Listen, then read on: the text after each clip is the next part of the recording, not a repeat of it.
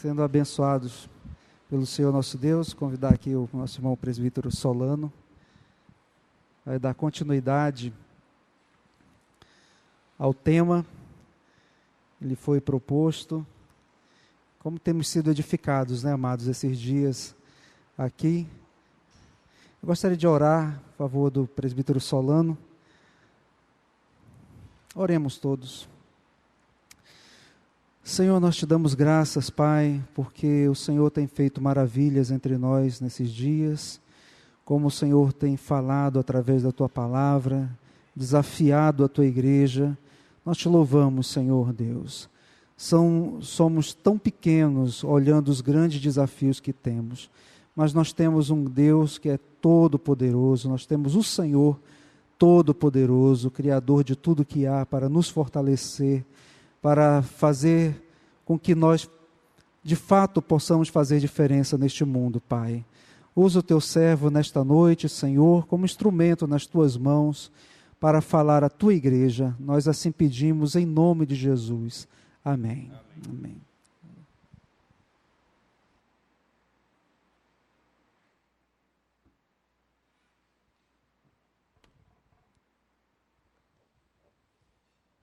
Boa noite. Muito bom estar novamente aqui, dando continuidade a essa série de meditações relacionadas com o tema da educação. E nessa noite nós queremos examinar como Jesus ensinava, a didática de Cristo. O objetivo nosso é que nós possamos aprender e emular aquilo que fazia parte do ministério, da vida e da atuação de Jesus na transmissão das boas novas de salvação e dos direcionamentos que ele teve no seu ministério aqui na terra e que ficaram registrados para nós, ficaram registrados para a nossa compreensão e conhecimento nas palavras das Sagradas Escrituras. E como cristãos, eu falei isso hoje de manhã, mas agora quero trabalhar um pouco mais essa questão. Como cristãos, de certa forma, nós somos todos professores. Não tem como você escapar disso, dessa visão, desse encargo, dessa missão que você tem. E isso está muito claro para nós na grande comissão que nós temos lá em Mateus capítulo 28, versículos 18 a 20. Vamos ler juntos? Está projetado aqui. Toda a autoridade me foi dada no céu e na terra. Ide, portanto, fazei discípulos de todas as nações, batizando-os em nome do Pai e do Filho e do Espírito Santo, ensinando-os a guardar todas as coisas que vos tenho ordenado. E eis que estou convosco todos os dias até a consumação do século. É Jesus Cristo dando as suas últimas instruções aos seus discípulos. E aqui ele fala aos discípulos, mas fala a você, fala a mim. Ele fala à igreja corporativa, ele estabelece aquilo que deveria marcar a existência da igreja, aquilo que deveria se constituir no cerne da sua missão através dos séculos.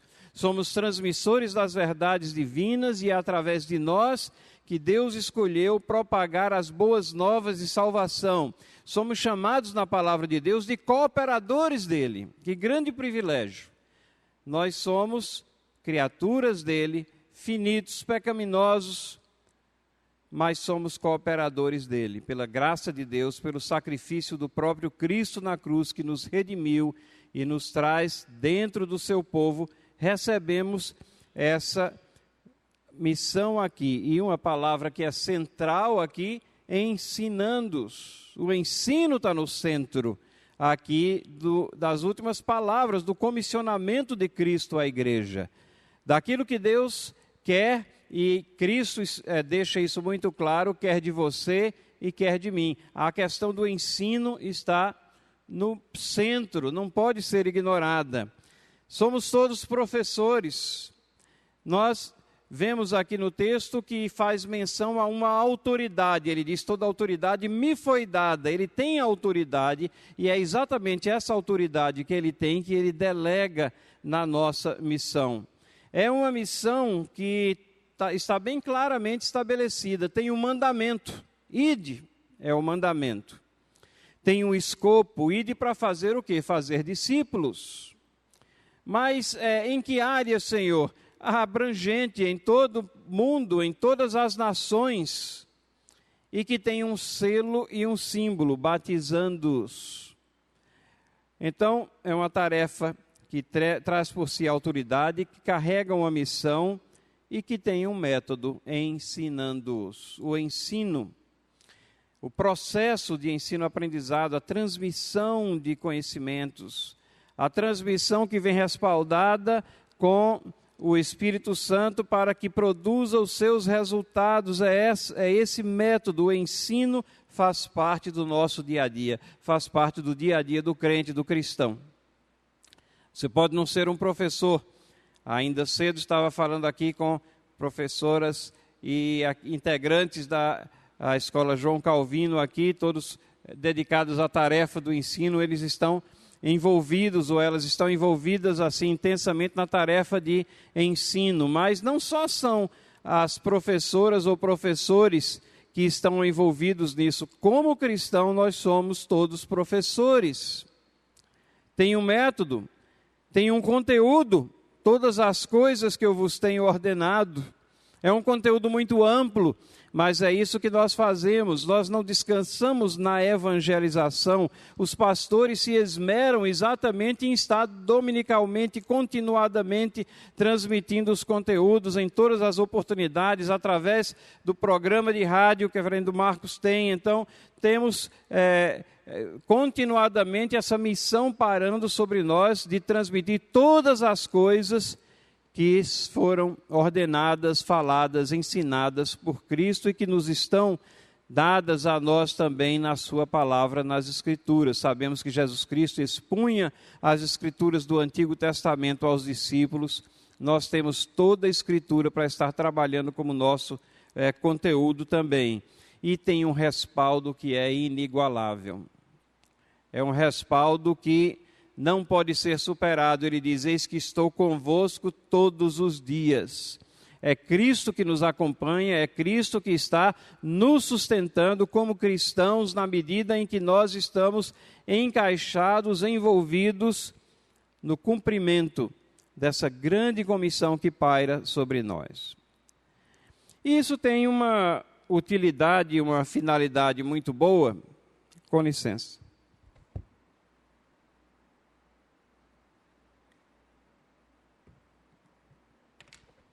Alguns anos atrás era mais fácil tirar a tampa da garrafa.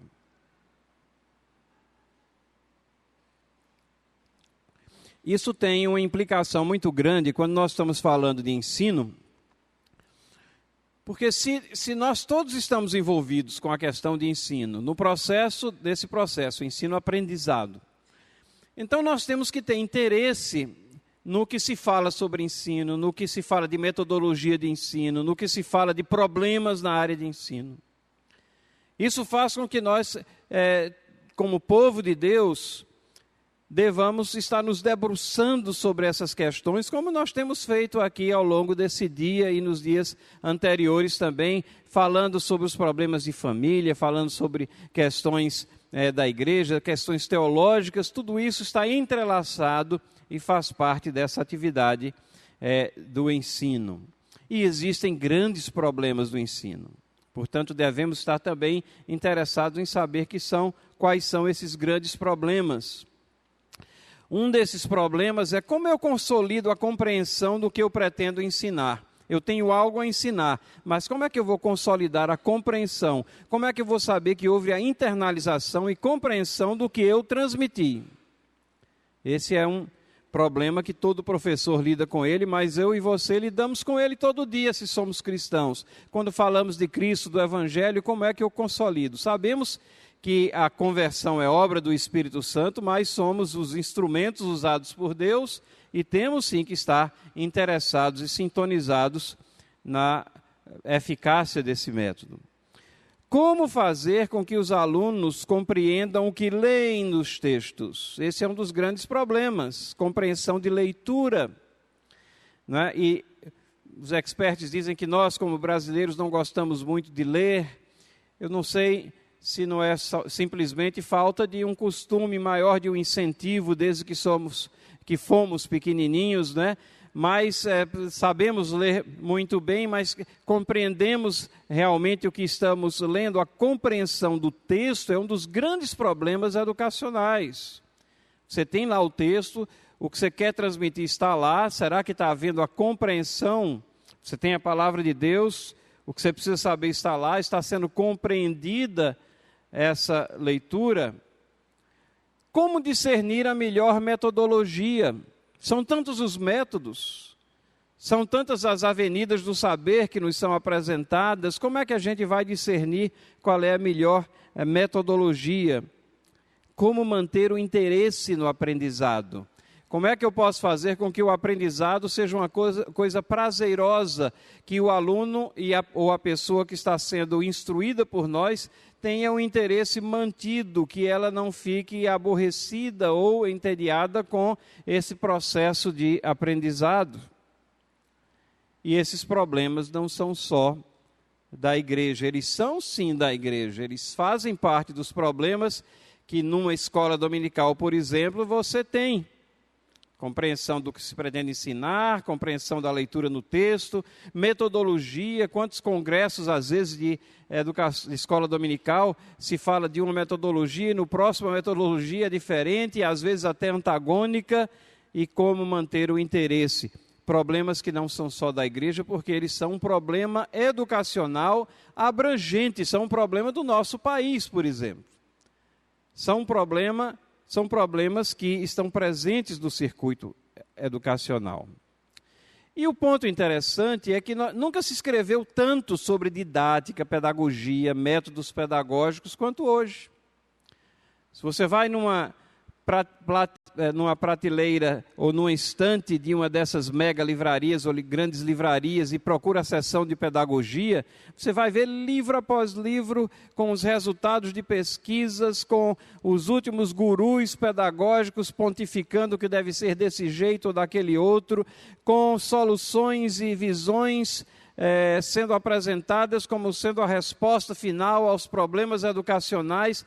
Escreve-se muito, pesquisa-se muito, a metodologia está sendo ampliada a cada dia. E como consequência, nunca houve tanta expectativa para uma eficiência maior na instrução e nos processos educacionais. E existe muita expectativa de que as coisas sejam resolvidas, de que vá tudo bem. Pesquisa-se, escreve-se. Por que as coisas não vão bem? E o resultado é esse mesmo. No entanto, nós estamos no meio de uma crise educacional. E eu estou falando de uma forma mais ampla. O nosso país está mergulhado numa crise educacional.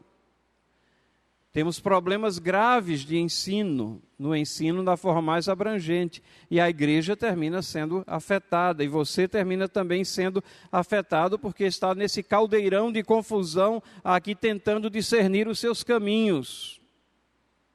Vocês lembram da pergunta lá de Atos capítulo 8, versículo 30? Lembram do incidente? Né? Filipe é comissionado pelo Espírito Santo para ir pregar a um alto oficial do governo que estava numa carruagem. E ele corre e ele emparelha com aquela carruagem. Eu não sei, a gente tem que se lembrar que naquela época nós não tínhamos as vias de acesso às estradas como temos hoje, pavimentadas, planas. Mesmo as estradas de terra hoje têm uma certa facilidade de se ir a uma velocidade mais alta, mas eram caminhos, picadas abertas, possivelmente a carruagem ia não tão veloz assim, ou talvez fosse até um carro de boi, né? Não sei se vocês já viram um carro de boi. Eu cresci em situações de visitar uma propriedade rural do meu avô. Quando ia lá, andava de carro de boi, que vai bem devagarzinho, ele sempre vai, caminhando, sempre lá, mas com aquela roda enorme, aquilo ali girando, aquele barulho que dizem que é aquilo que faz os bois levarem o carro à frente.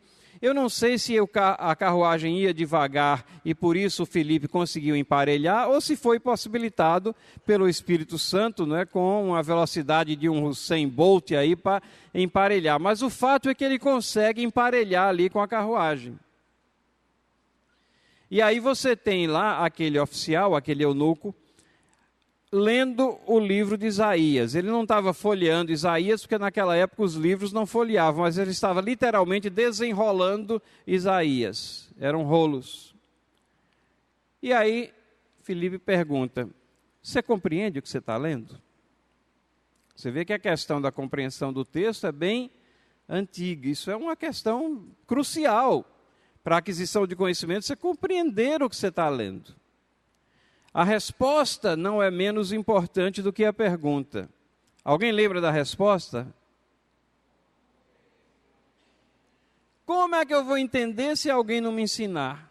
Papel do professor, perceberam aí? Papel do Filipe ali é o evangelista naquele momento, e ele é professor. Como vou compreender se alguém não me ensinar? Essa questão de compreensão do texto, ela é crucial para que o processo de ensino se realize. E aí eu trouxe alguns exemplos para ver como nós estamos mal. Nós estamos mal em termos de ensino.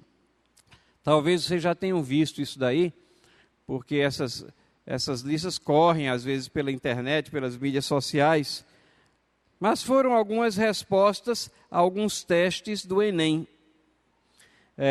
E eu selecionei alguns relacionados aqui com ecologia ou sabedoria ecológica, para mostrar como essa questão da compreensão do que se lê não está acontecendo nos meios educacionais. Um aluno, falando sobre desertificação e desmatamento, disse: a natureza brasileira tem 500 anos e já está quase se acabando.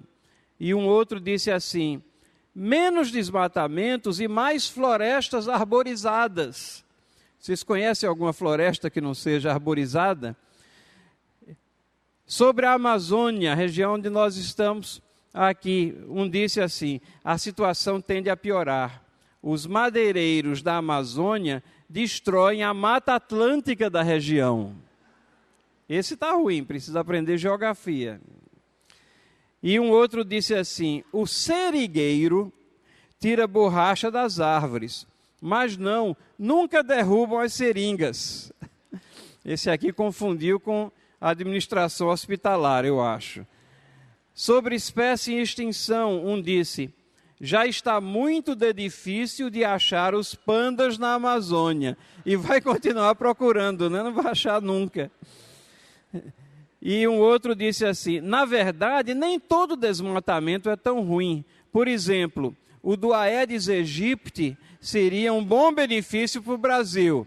Então, pessoal, vamos desmatar o Aedes aegypti aí. Um outro disse: tudo isso colaborou com a extinção do micro-leão dourado. Eu acho que o micro-leão deve ser um macaquinho desse tamanho, né? Mudança climática. Quando a gente lê as respostas, parece que elas foram traduzidas ou produzidas por duas pessoas, porque um disse assim: o El Niño já provocou secas e enchentes calamitosas. E um outro escreveu: o problema maior é ainda maior se tratando da camada de ozônio. Parece uma dupla caipira, né? El Niño e de ozônio. O meio ambiente, um disse assim: não preserve apenas o meio ambiente, e sim todo ele. Ora, se você vai se esforçar, por que preservar só o meio, né? Preserva todo já. E o outro disse: isso tudo é devido aos raios ultraviolentos que recebemos todo dia. Esse aqui deve ser da Baixada Fluminense, coitado. Só trabalhando juntos, um disse assim: o ser humano, no mesmo tempo que constrói, também destrói, pois nós temos que nos unir para realizarmos parceria juntas. E um outro disse: vamos deixar de sermos egoístas e pensarmos um pouco mais em nós mesmos. Bom, concluindo essa coletânea, um escreveu: nessa terra em si plantando tudo dá, e outro disse: eu concordo em gênero e número igual. Bom, gente, é tragicômico, né? Mas na realidade, o que é que isso demonstra? Que não se está entendendo aquilo que se está lendo, que o processo educacional vai muito mal, e é por essa e por outras razões que as críticas ao nosso ensino, elas não cessam. E são críticas pertinentes. A revista Veja trouxe um artigo de Cláudio de Moura Castro, que é extremamente interessante, já faz alguns anos. O nome do artigo é Autópsia de um Fiasco. Autópsia de um Fiasco. E ele escreve: o fiasco da nossa educação fundamental começa a ser percebido. Há cada vez mais brasileiros sabendo que tiramos os últimos lugares no Programa Internacional de Avaliação de Estudantes, PISA, uma prova internacional de compreensão de leitura e de outras competências vitais em uma economia moderna. Essa prova ela é aplicada a cada 3 anos a alunos que estão na faixa etária do ensino médio, e o Brasil, infelizmente, tem ficado lá disputando os últimos lugares. É uma coisa assim assustadora. Nós estamos lá junto com o Quirguistão e outros lugares que a gente nem sabe onde fica direito. E no último, só teve uma satisfaçãozinha pequena, porque no último teste nós ficamos à frente da Argentina, Alfredo. Mas isso daí é pouca glória, porque a Argentina significa que ficou pior do que a gente, mas nós estávamos muito mal também, lá disputando os últimos lugares. E Cláudio Moura Castro diz que isso daí revela como o nosso ensino está falho, deficiente. E ele diz que esse fiasco é da educação fundamental no Brasil. Porque existe uma atmosfera que desvaloriza a tarefa de entender o que está no papel. Lembram da pergunta de Filipe? Compreende o que você está lendo? Ora, se você tem uma visão pedagógica que desvaloriza, desmerece a tarefa de entender, como é que você vai se esmerar no entender? E ele continua citando uma pedagoga, e essa pedagoga que foi contratada pelo governo brasileiro, ela escreveu essa pérola aqui, ela diz: não faz falta saber ler e escrever no sentido convencional. Interpreta faz em relação ao que sabe, interpretações não dependem exclusivamente do texto entre si. Irmãos e irmãs, a realidade é que faz falta, sim. Faz falta saber ler e escrever no sentido convencional. Faz falta. E quando nós temos pessoas que estão pontificando que não faz falta, que o que interessa é a criatividade, o que você vai escrever, não interessa realmente o que está no texto, mas a forma subjetiva. Bom, ele continua e ele diz que a crítica dele é aos intelectuais que dominam o circuito pedagógico. E vejam, ele não é um cristão, ele não é crente, mas ele está dizendo: esses intelectuais negam haver verdadeiro e falso. Vale tudo. Tudo pode. Vocês devem estar lembrados recentemente, com erros gramaticais, um livro foi distribuído a escolas do governo. E aí alguns pedagogos vieram em defesa, dizendo: não, mas é assim que o povo fala. E aí você começa a perpetuar um erro em vez de ensinar aquilo que está errado. Por trás disso está essa visão pós-moderna de que não tem verdadeiro e falso. Ele diz assim que esses intelectuais colocam o interpretar acima do próprio, portanto, tudo pode e ninguém aprende nada. Como é que nós ficamos como educadores cristãos no meio dessa confusão toda?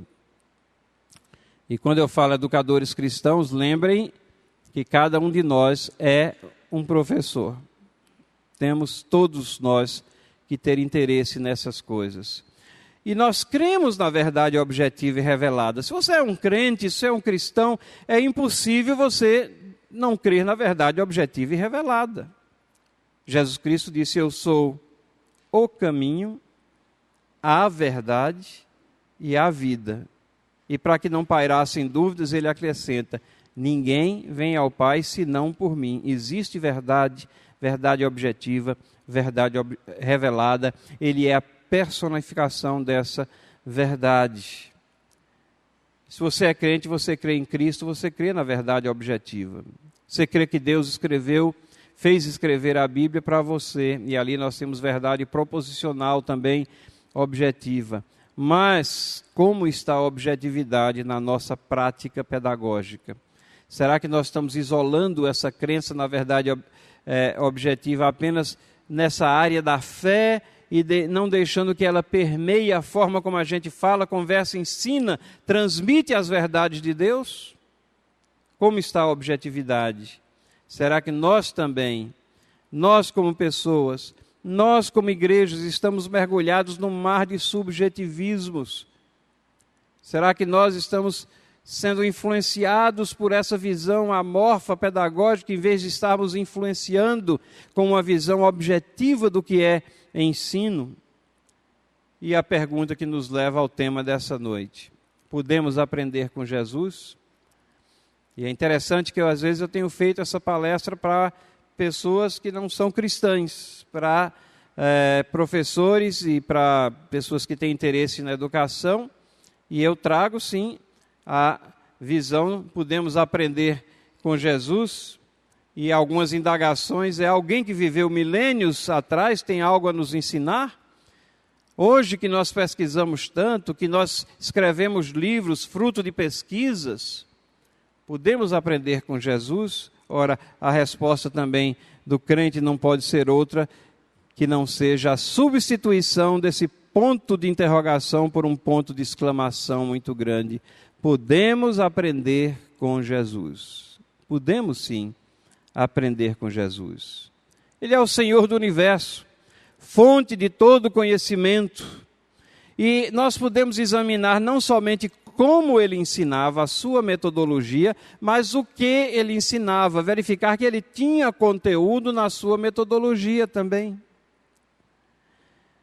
Podemos ir até a palavra, verificar qual o conceito que ele tinha de conhecimento, de verdade, verificar o abismo que separa dessa visão pós-moderna de que conhecimento não se transmite, mas se constrói autonomamente, que verdade não existe, mas as coisas são todas subjetivas. Não, o mestre da verdade ensinava a verdade. Lá no Evangelho de João, 25 vezes a expressão está: na verdade vos digo, ou verdadeiramente vos digo. Ou seja, ele está ancorada na verdade o ensino, as realidades dessa vida são trazidas, a pecaminosidade das pessoas aflora quando confrontadas com a verdade e com a santidade de Deus. Podemos aprender com Jesus, sim, e o método e a mensagem de Jesus foram aplicadas pelos discípulos com objetividade.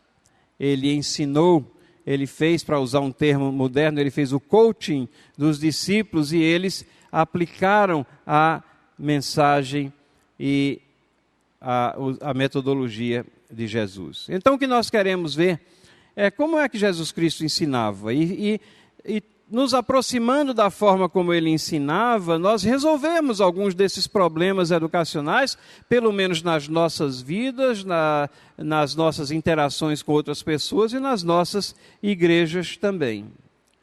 E podemos ir a vários trechos da palavra de Deus para ver isso, mas seletivamente eu escolhi João 4, 7 a 26, que é aquela interação de Jesus Cristo com a mulher samaritana, o incidente dele com a mulher samaritana. Ali nós temos várias coisas que podemos extrair e aprender. Mas antes de a gente chegar no texto, vamos entender uma expressão que está lá no meio do texto, que diz assim: os judeus não se dão com os samaritanos. Não é? Por quê?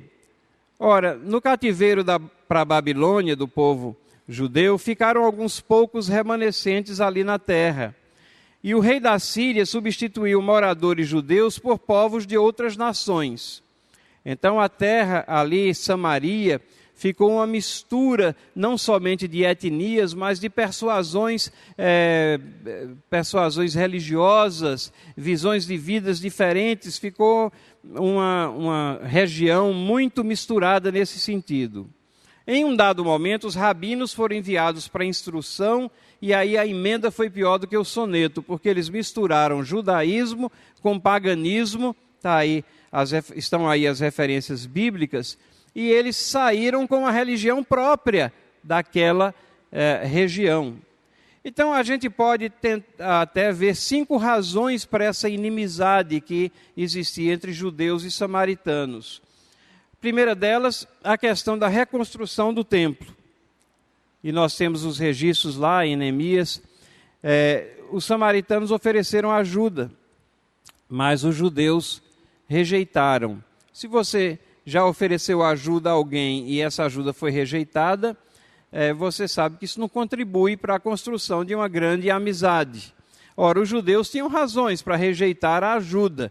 Não era só um prédio que eles estavam construindo, mas ali eles estavam envolvidos, né, na reconstrução. Lá em Esdras, Neemias, nós temos a reconstrução do templo, das muralhas. Era todo um contexto ali de retomada e de preparar um lugar para a volta do exílio e para a adoração ao Deus verdadeiro, que era uma questão que os samaritanos tinham outra visão. Quando Neemias estava lá construindo as muralhas, então os samaritanos, já não muito amigos dos judeus, subvertiam a construção, derrubavam aquilo que era construído. Ora, se você constrói alguma coisa, alguém vem e derruba, isso também não vai contribuir para uma grande amizade. O templo dos judeus foi clonado lá no Monte Gerizim. E aí nós temos Sambalá, Manassés, que foram, entre os samaritanos, colocados lá como líderes, como sumo sacerdote desse templo que era uma réplica, foi clonado daquele templo dos judeus. E Samaria tornou-se uma espécie de baixada fluminense, onde criminosos iam lá para se abrigar. Violadores da lei dos judeus corriam para Samaria e ficavam lá abrigados fora do braço daqueles que procuravam a reparação dos malfeitos. E se não bastasse tudo isso, os samaritanos eram uma espécie, achavam-se mais santos do que os judeus. Diziam, os judeus aceitam todos esses escritos aí como inspirados, mas nós não. Nós somos os puros, nós aceitamos somente os 5 livros de Moisés. As escrituras dele eram restritas aos 5 livros de Moisés. E então havia uma divergência religiosa muito grande com os judeus. Temos outros trechos da Bíblia que falam dos samaritanos. Em João 8,48, Jesus é xingado de samaritano. A inimizade era tal que o termo era usado pejorativamente. Lucas 10, 30, 37 traz a parábola do bom samaritano. Que coisa interessante, né? Todo mundo passou ao largo e quem se apiedou e fez aquilo que devia ser feito foi um samaritano. Lucas 17, 11 a 19, traz aquele incidente onde 10 leprosos foram curados e apenas um voltou. E esse um que voltou para agradecer, o único era samaritano. Atos 8, 25, nós temos os apóstolos que criaram tanta confusão quando Jesus estava falando lá, como nós vamos ver, pregando aos samaritanos, mostrando que eles aprenderam a lição. Então são referências aos samaritanos e razões também para essa inimizade, para que a gente possa apreciar o que é que está acontecendo aqui nesse incidente de João 4, 7 a 26. Jesus Cristo apela ou lida com 5 áreas aqui nessa interatividade com a mulher samaritana. A primeira delas é a questão da confiança. Isso está lá nos versículos 7 a 9. Vamos ler juntos? É bom que a gente acorda. Nisso veio uma mulher samaritana tirar água. Disse-lhe Jesus: dá-me de beber, pois seus discípulos tinham ido à cidade para comprar alimentos. Então lhe disse a mulher samaritana: como, sendo tu judeu, pedes de beber a mim que sou mulher samaritana? Porque os judeus não se dão com os samaritanos. Aqui está aquela frase parentética, né, explicando, João está dizendo, os judeus não se dão com os samaritanos, daí o espanto.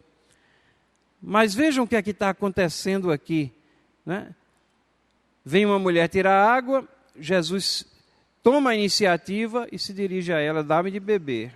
Os discípulos tinham ido para a cidade comprar alimentos. E aí ele fala com a mulher samaritana, e a mulher samaritana retruca a ele, espantada: como tu, judeu, pedes de beber a mim, que sou mulher samaritana? Confiança. Vejam, o que Jesus está fazendo aqui é ganhando a confiança daquela mulher. Ele está quebrando barreiras e preconceitos que impeçam o relacionamento, ou que podem impedir o relacionamento. Jesus Cristo sabe dessa inimizade, obviamente, mas ele não está olhando para... O foco dele não é essa barreira, mas o foco é aquela pessoa. E ele está se aproximando dela, falando com ela, ganhando a confiança dela, quebrando barreiras e preconceitos que impedem o relacionamento. E como isso é importante no ensino. Se você não tem a confiança da pessoa com quem você está falando, se você está apenas falando rapidamente por desencargo de consciência, a eficácia e a eficiência no ensino seu vai ser prejudicada. Jesus Cristo sabe disso e não está preocupado com as barreiras. Ele quebra as barreiras e preconceitos ali nessa abordagem que ele faz à mulher. Quando eu olho e relembro essa situação aqui, e como isso é importante, eu lembro da história de um palestrante coreano que eu vi há alguns anos atrás. Ele estava relatando a situação dele, e esse palestrante falou lá num congresso que teve no Mackenzie. Ele foi trazido, era um palestrante internacional, e ele era uma pessoa diferente. Você olhava para ele de longe e achava que ele era ocidental. Às vezes olhava de outro jeito e via que ele tinha traços orientais. Quando eu era menino, tinha um chaveirinho assim, que você mexia e ele mudava a feição da pessoa. Então era como se fosse o personagem do chaveirinho ali. Olhava, será que ele é oriental? Aí chegava mais perto, não, ele é ocidental. Mas é que ele tinha uma mãe americana e um pai coreano. E o pai tinha ido estudar nos Estados Unidos, casou-se com essa moça e voltaram para a Coreia como missionários lá. E ele conta quando ele chegou lá na Coreia e começou a ir à escola, como a mãe dele preparava os lanches dele, e aí ela fazia aquele sanduíche americano, embrulhava em papel alumínio, e ele ia com aquilo para a escola, e chegava lá, o pessoal tinha as cumbuquinhas com arroz, e aquela comida típica coreana, e todos olhavam para ele estranhamente, né? E ele ficava olhando aquilo, e aquilo era uma barreira ali, e ele chegou para a mãe e disse: mãe, faz o lanche igual aos outros, não faz diferente, nessa tentativa de se aproximar, de ter ali uma aproximação com os coleguinhas. Ele disse que a vontade dele de ser igual aos demais, porque ele, sendo filho desse pai coreano e uma mãe americana, ele tinha essas feições diferentes, e ele tinha tanta vontade de ser igual, que ele chegou a dormir algumas noites, debruçado sobre o chão, com o nariz assim, pressionado, para ver se no outro dia de manhã acordava um pouquinho mais achatado, para não ser diferente dos outros colegas. Não funcionou. Mas ele mostrava a avidez que ele tinha em quebrar essas barreiras. E aí ele diz, quando ele já estava enturmado, aí veio aquele momento em que os missionários americanos voltam para os Estados Unidos e passam um ano lá visitando as igrejas, dando relatório e rearrumando o sustento que eles têm. E lá nos Estados Unidos acharam lugar para morar e a mãe foi levá-lo para a escola, né? E ele disse: estou frito, né? Aqui já tinha feito turma, já estava enturmado, conhecia o pessoal e agora eu estou numa escola diferente, numa situação diferente. Ele foi lá, a mãe falou com a direção e acharam a classe que ele iria. E aí as aulas já tinham começado e indicaram a classe que ele deveria ir.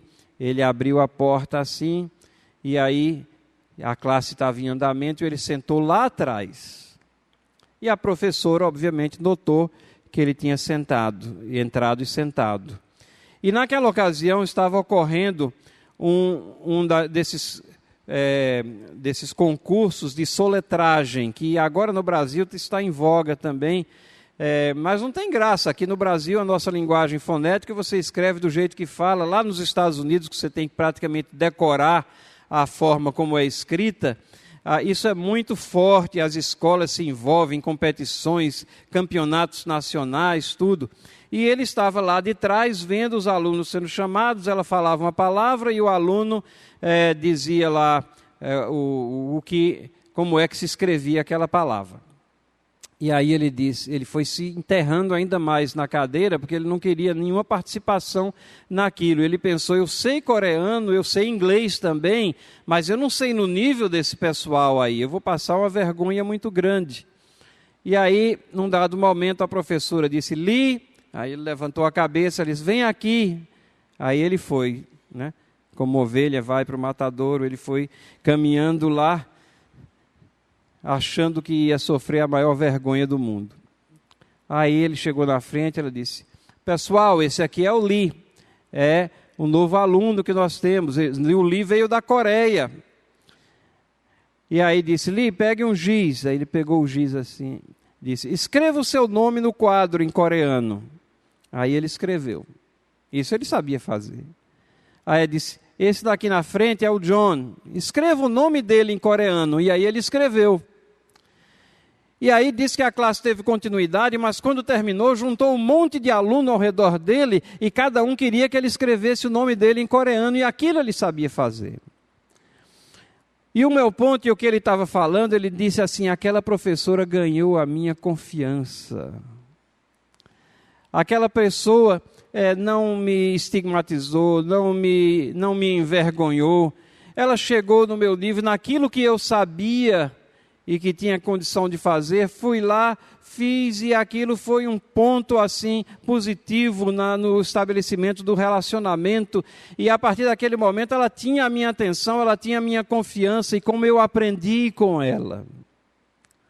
É exatamente isso que Cristo está fazendo aqui, quebrando as barreiras para ganhar a confiança dessa aluna aqui. E a resposta dela é uma resposta de surpresa, como aquele garotinho ficou surpreso também que ele não ia ser envergonhado naquele momento, mas que ele estava sendo acolhido. Irmãos e irmãs, para ensinar eficazmente como Cristo, nós temos que conquistar a confiança dos nossos alunos. E como eu disse, somos todos professores. Se você está preocupado com o seu vizinho, se você está falando com o seu vizinho sobre Cristo, saiba que você tem que ser uma pessoa que ele tem confiança em você, que você quebra barreiras, que você não vai deixar coisas que se intrometam entre você e aquela pessoa. Jesus Cristo chega, ele é o Senhor do universo, o mestre dos mestres, mas chega àquela mulher no nível dela, naquilo que ela tinha condição de fazer, e diz: dá-me de beber. Ganha a confiança dela. Esse é o primeiro passo aqui. Mas ele vai além e desperta a curiosidade dela.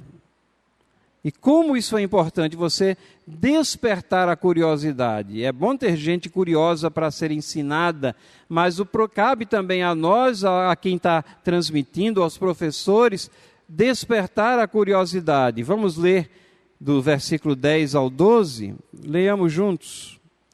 Replicou-lhe Jesus: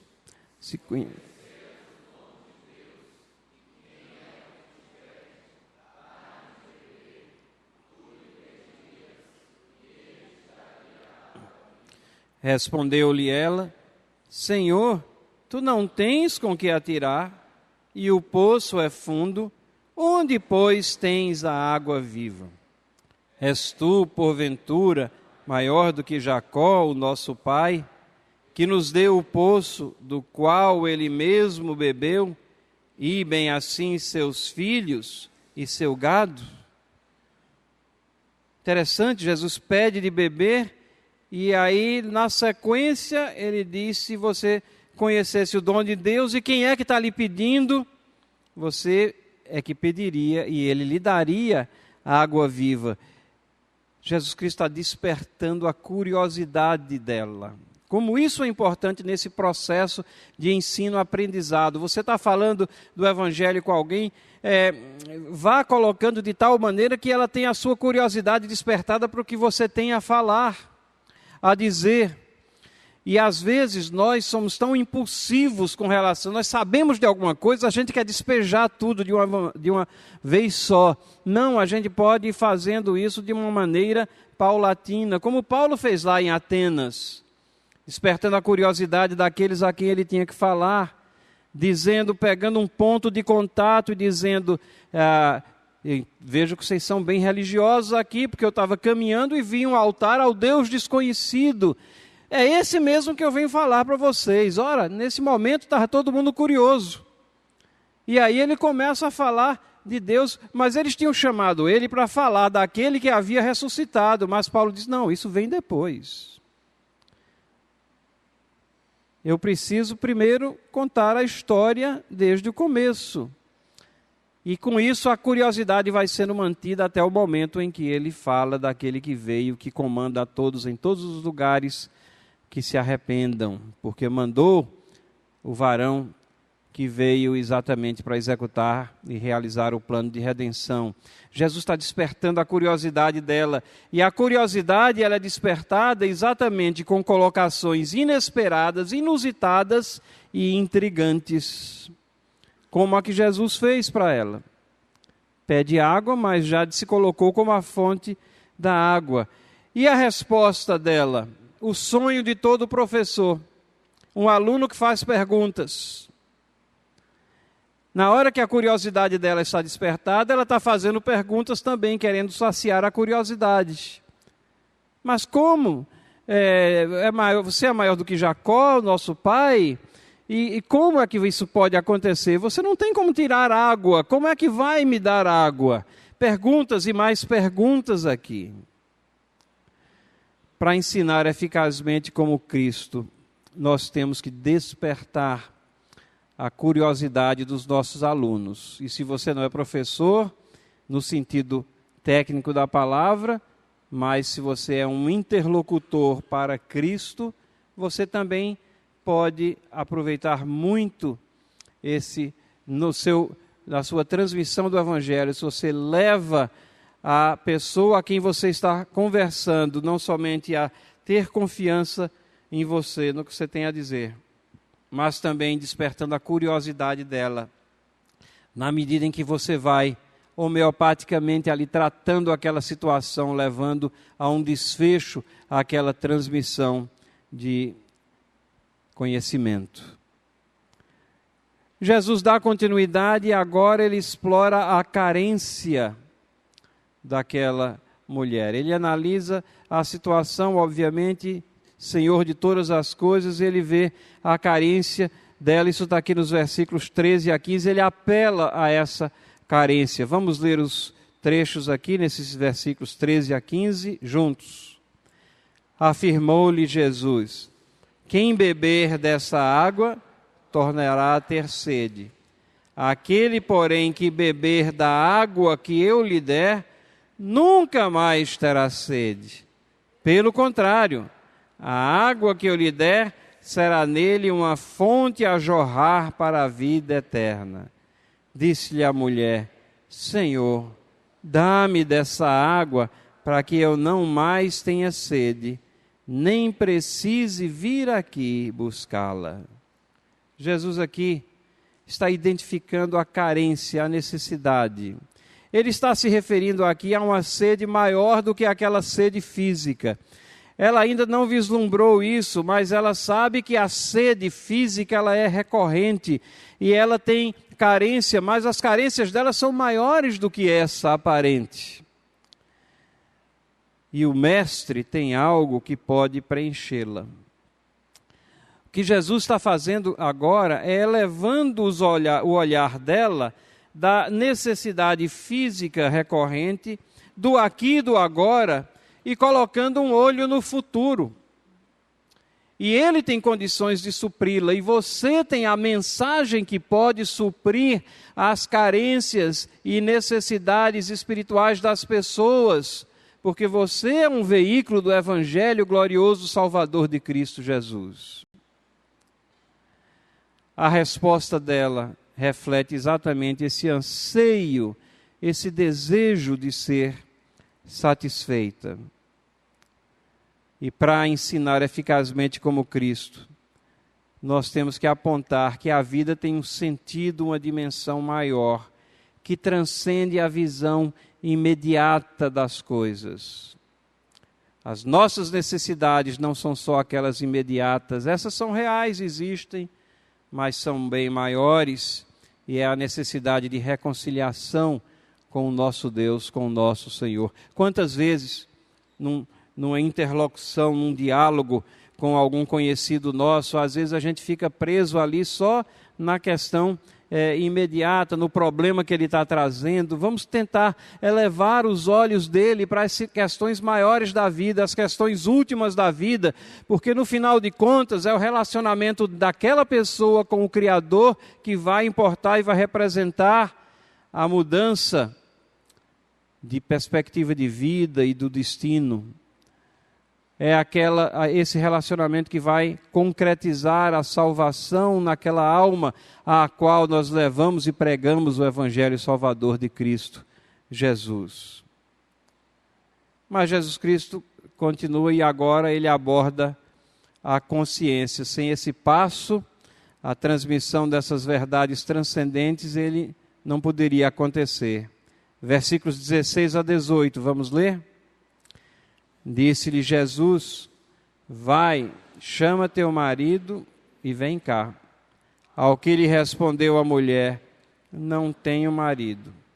Replicou-lhe Jesus: bem disseste, não tenho marido, porque 5 maridos já tivestes, e esse que agora tens não é teu marido. Isso disseste com verdade. Irmãos e irmãs, aquela mulher tinha uma vida irregular.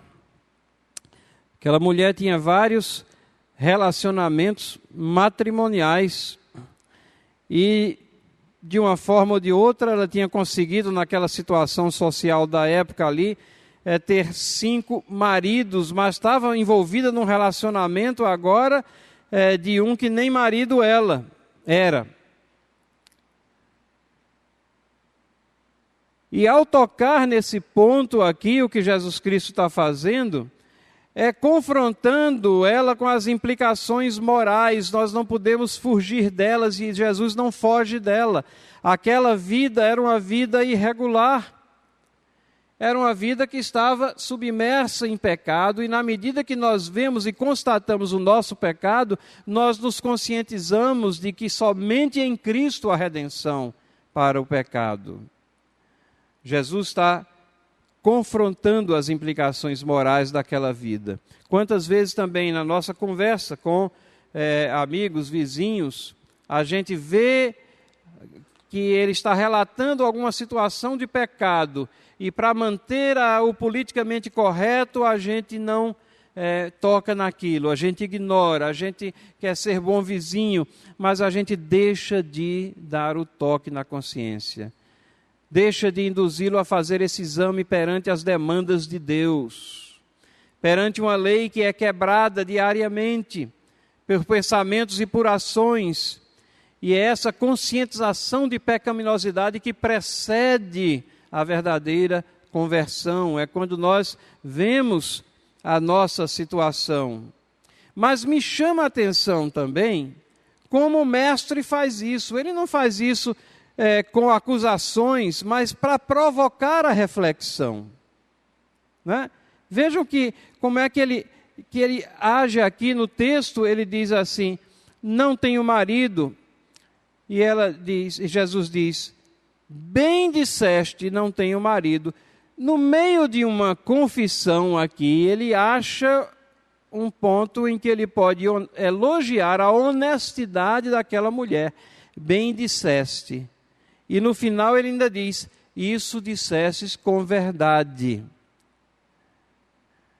Ele interage sem acusações e provoca a reflexão. A resposta dela reflete isso: honestidade, reconhecimento daquela situação. Para ensinar eficazmente como Cristo, nós não podemos ignorar o aspecto moral do aprendizado.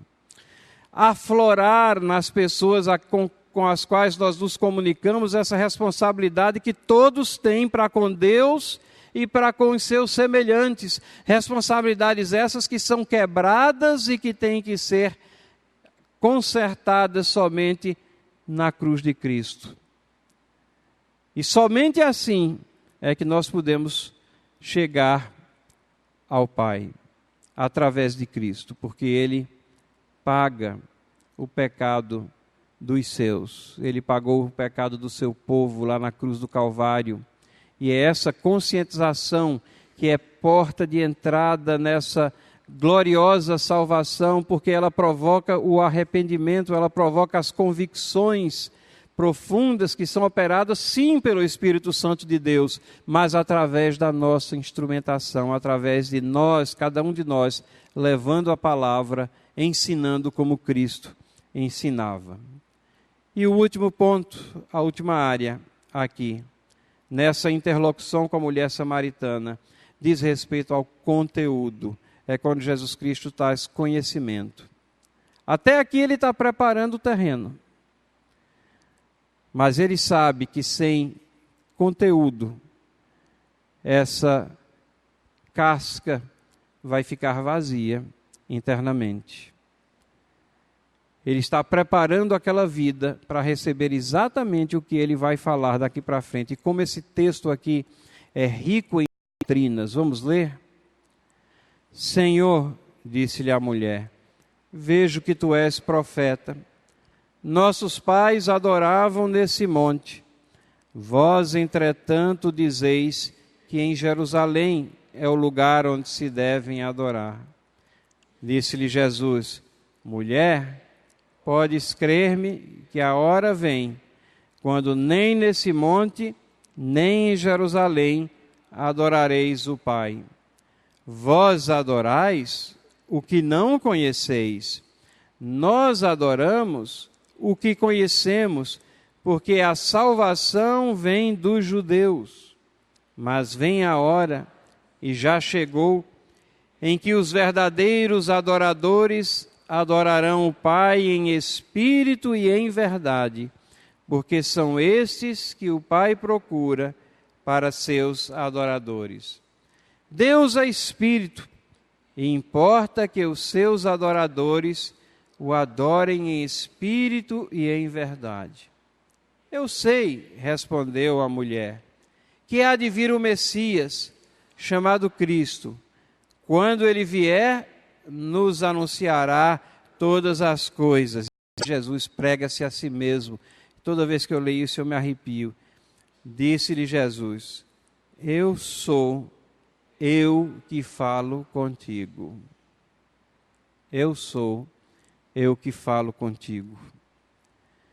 O que Jesus Cristo está fazendo aqui, ele está dando corpo ao processo de aprendizado. O ensinar é mais do que método. Tem que ter o conteúdo, e ele está trazendo conteúdo sólido, doutrinário aqui.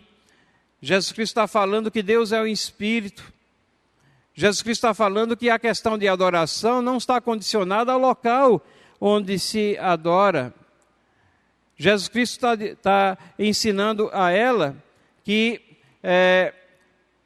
eles estão adorando, estão expressando religiosidade, mas é uma religiosidade falsa, porque eles não conhecem o Deus verdadeiro, estão adorando o que não conhecem. E Jesus Cristo fala aqui uma coisa que é politicamente incorreta naquele momento, mas é o que tem que ser dito: salvação vem dos judeus. E se você não lembra da inimizade que nós falamos lá no início, vocês não vão apreciar a contundência dessa frase. Ele não tem receio de dizer que a salvação vem dos judeus. Ele está falando isso a uma mulher samaritana. E o Pai está à procura de verdadeiros adoradores. O pai procura esses adoradores, e aí a mulher faz alusão ao Messias e ele prega-se a si mesmo. Ele traz tanta doutrina aqui, compactada nesse texto. E é interessante que esse é um anseio da própria aluna, ela está ávida por tentar conhecer mais aquilo que Jesus Cristo está dizendo. E Jesus não tem receio de distinguir certo e errado. Ela diz, mas nós fazemos assim. Jesus Cristo diz, não, está errado, tem que ser desse jeito. Ele não tem receio de distinguir certo e errado.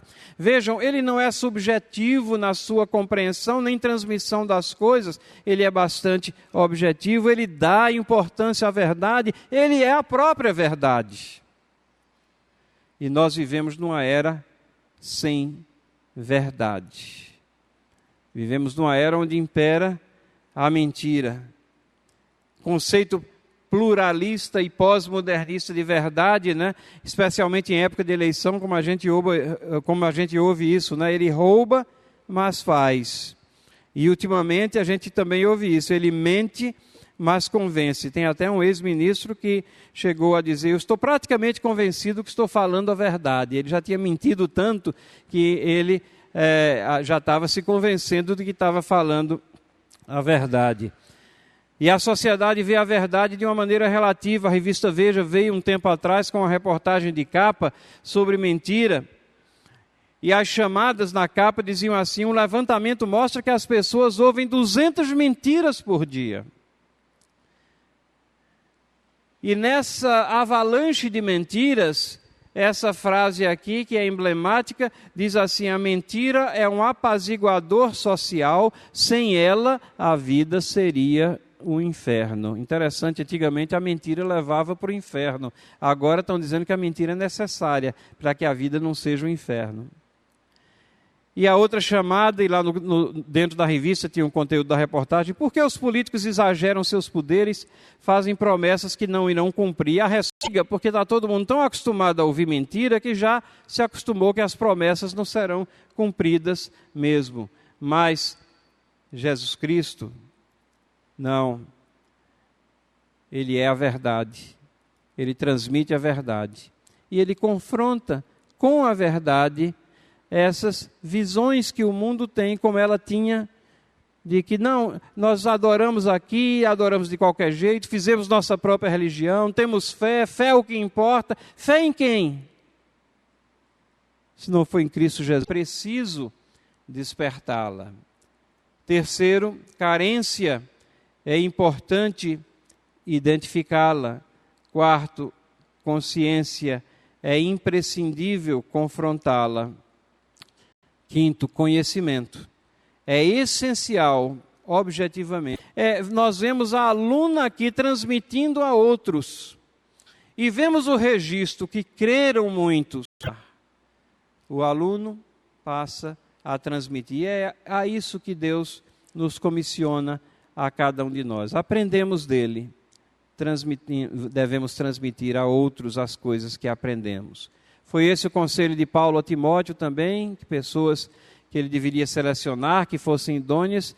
Aquilo que ele recebeu de Paulo, ele tinha que transmitir a esses outros, e essa cadeia de transmissão do Evangelho é que nos trouxe aqui nessa noite. Nós somos fruto disso, porque homens fiéis, mulheres fiéis, têm carregado a tocha do Evangelho através das gerações. Que Deus possa nos abençoar e nos ajudar a aprendermos com Cristo Jesus tantas coisas, inclusive a maneira, a forma como Ele ensinava. Vamos orar? Te pedimos, Senhor, que Tu nos ajudes, nos auxilies, nos anime, e que Tu abras os nossos olhos à riqueza de coisas que temos na Tua palavra. Como podemos aprender nos Teus ensinamentos? Aprender coisas práticas para a nossa vida, para sermos melhores servos Teus, um povo bem habilitado, para que possamos ser transmissores das Tuas verdades também. Perdoa a nossa negligência por vezes para com a Tua palavra, a forma desleixada, às vezes, como nos congregamos, como participamos da tua igreja, mas sem um envolvimento total. Senhor, restaura-nos, santifica-nos, preserva-nos juntos de ti. Em nome de Jesus. Amém.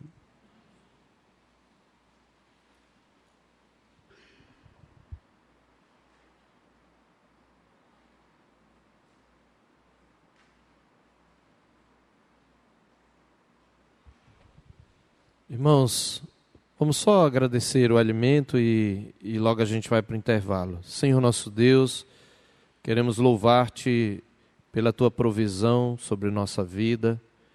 Queremos louvar-te pelas pessoas que o Senhor tem usado para nos preparar esse lanche e pedimos que seja um tempo, Senhor, de comunhão e também nos preparando para a última palestra. Muito obrigado pelo que o Senhor tem nos ensinado nesta noite. Em nome de Jesus. Amém. Podemos ir, irmãos. Em 15 minutos devemos voltar.